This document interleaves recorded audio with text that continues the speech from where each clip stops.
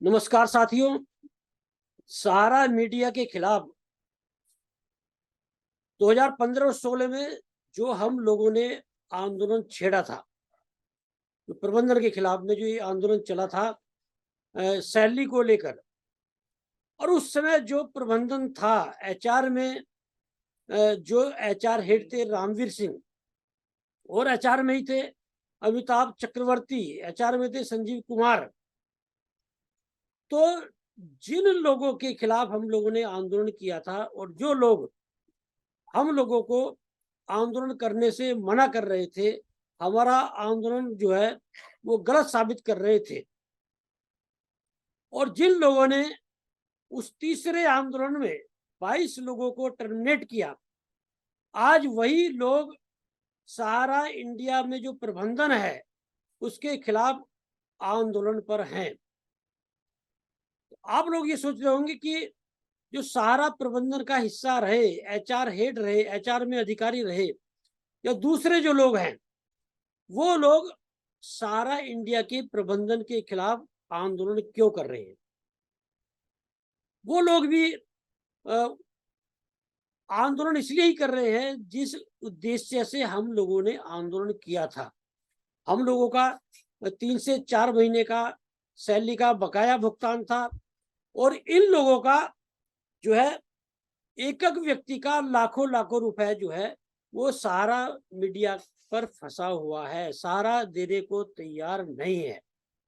जी हाँ, मैं बात कर रहा हूँ एचआर हेड रहे कभी रामवीर सिंह, एचआर में अधिकारी रहे अमिताभ चक्रवर्ती, मैं बात कर रहा हूँ संजीव कुमार की, और एसएमसी में पदाधिकारी रहे, अधिकारी रहे, पदाधिकारी तो नहीं कहा जा सकता, सहारा में अधिकारी रहे टीबी श्रीवास्तव की, मैं बात कर रहा हूँ शरद अग्रवाल की, और आदित्य द्विवेदी, और सुशील तिवारी, और जेवा खान। ये लोग जो हैं लखनऊ में मुख्य सचिव से मिले, कानपुर में एडिशनल लेबर कमिश्नर हैं लोकेश एम, उससे मिले, पीएफ कमिश्नर एम त्रिपाठी, उससे मिले। मतलब चारों तरफ से सारा प्रबंधन के खिलाफ मोर्चा खोल दिया है इन लोगों ने। जैसे पहले मजीठिया वेज बोर्ड को लेकर टर्मिनेशन के खिलाफ एक बड़ा आंदोलन चला, और लेबर कोर्ट में, दिल्ली कोर्ट में, जो ट्रिब्यूनल कोर्ट है उसमें मामला विचाराधीन है। तो अब इन लोगों ने लेबर एडिशनल लेबर कमिश्नर जो है कानपुर में, उनसे ये लोग मिले। कल इन लोगों की मुलाकात हुई थी, और कल इन लोगों ने मिलने के बाद आदेश पारित कराया, और additional labour commissioner Lokesh M ने, जो नोएडा में डीएलसी हैं, deputy labour commissioner Dharmendra Singh,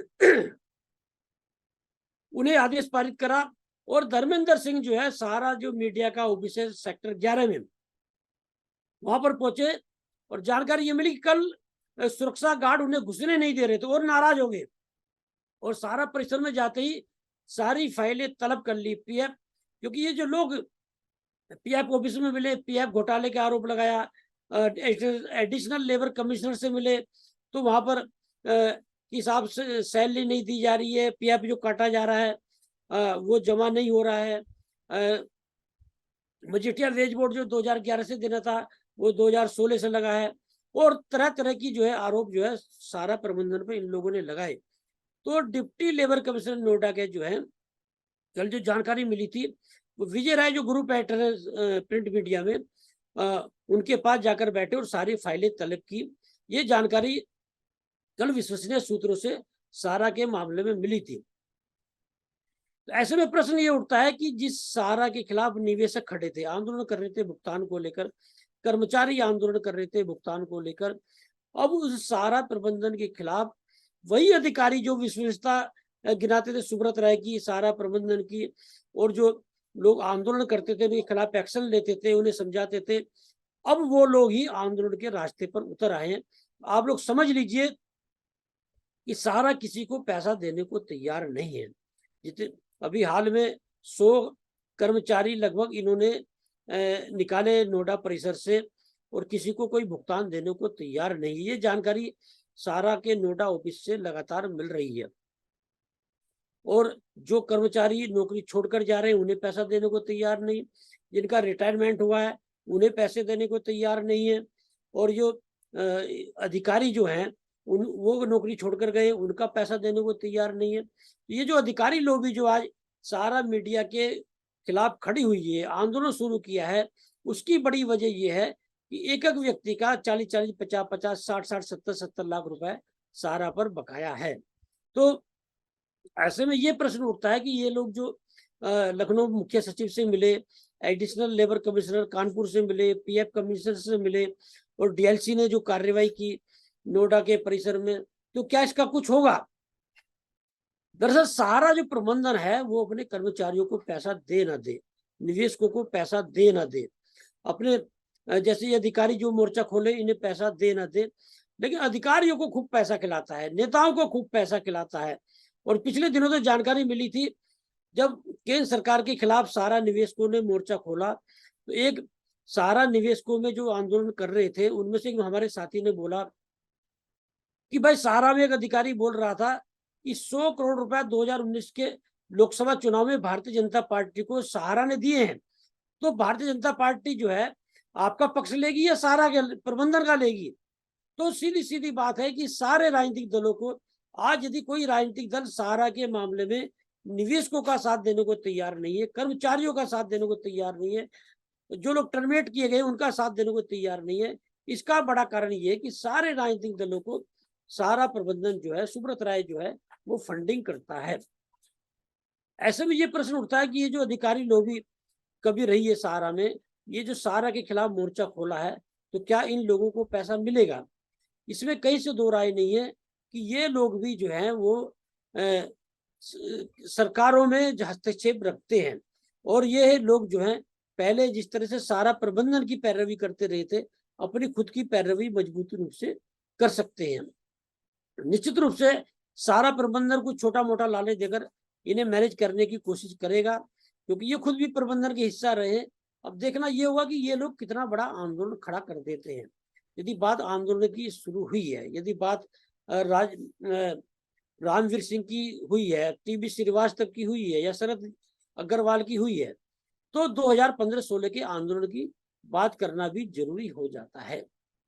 2015-16 में जब आंदोलन हुआ सारा मीडिया में, आज भले ये अधिकारी आंदोलन का रास्ता अपना रहे हो, भले ही सारा निवेशक के लोग, सारा निवेशक आंदोलन कर रहे हो, कर्मचारी आंदोलन कर रहे हो, देश भर में बड़ा आंदोलन सारा प्रबंधन के खिलाफ चल रहा हो, लेकिन सारा में जब कोई सारा प्रबंधन के खिलाफ जो है कान नहीं फड़फड़ा सकता था, सारा प्रबंधन के खिलाफ बोल नहीं सकता था, उस समय नोएडा परिसर 2015-16 में एक बड़ा आंदोलन हुआ।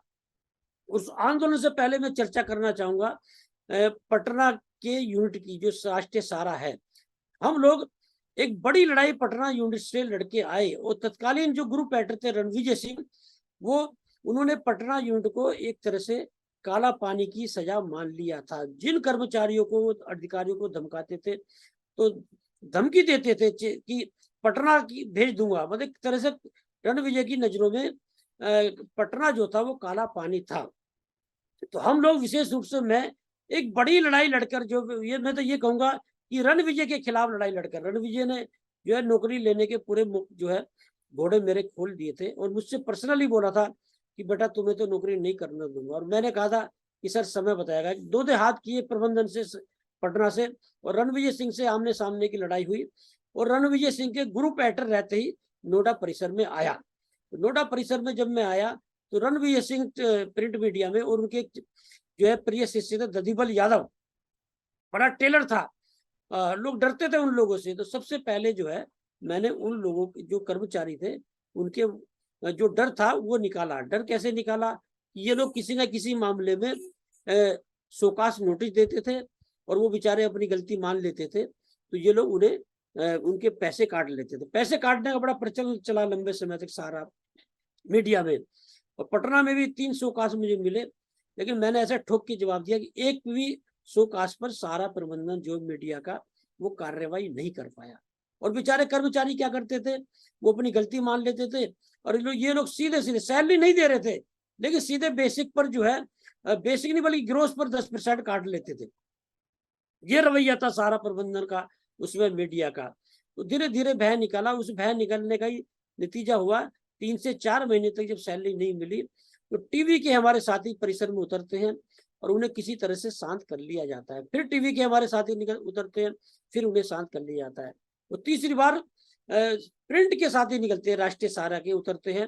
एक बड़ा आंदोलन होता है जिसमें टीवी के साथी भी शामिल होते हैं। तो आंदोलन की बार बार चर्चा मैं करना नहीं चाहूंगा।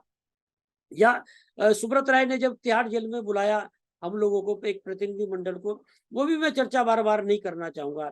मैं बात करना चाहूंगा आंदोलन की। और जिस तरह से अधिकारियों ने आंदोलन यदि सारा प्रबंधन के मीडिया के खिलाफ छेड़ा है तो निश्चित रूप से अधिकारियों को जो है वो प्रबंधन की अंदर की जानकारियां होती हैं। तो निश्चित रूप से सहारा की जड़ें खोदने में ये आंदोलन जो है वो कारगर भूमिका निभाएगा। या जो टर्मिनेशन के खिलाफ जो हमारे साथी लड़ाई लड़ रहे हैं या मजीठिया वेज बोर्ड की लड़ाई लड़ रहे हैं, उस लड़ाई में इन अधिकारियों का जो आंदोलन जो है ये बड़ा सहयोग करेगा। तो इसमें कहीं से दो राय नहीं है। एक जो है फिर से जो है नोएडा परिसर में एक माहौल बना है आंदोलन का।